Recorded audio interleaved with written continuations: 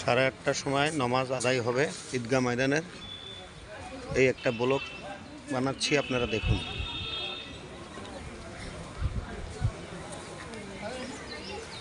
ভাই এখন টাইম 8:14 হয়েছে। 8:14 ঈদগাহ ময়দান মাদ্রাসা বানানো হচ্ছে। ঈদগাহ ময়দানটা পিছনে হবে, মাত্র 16 মিনিট টাইম বাকি আছে নামাজ শুরু পিছনে।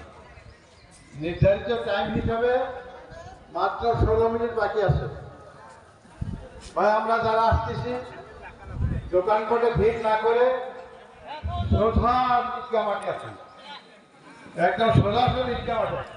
ঈদগাহ ময়দানের লোক কিভাবে আসছে আপনারা দেখুন। লোক আসতেছে, ঈদগাহ ময়দান ভরে যাবে। 8:30টার থেকে নামাজ আরম্ভ। ভাই আকাশের অবস্থা আসসালামু আলাইকুম। ঠিক আছে, আকাশের অবস্থা খারাপ দেখা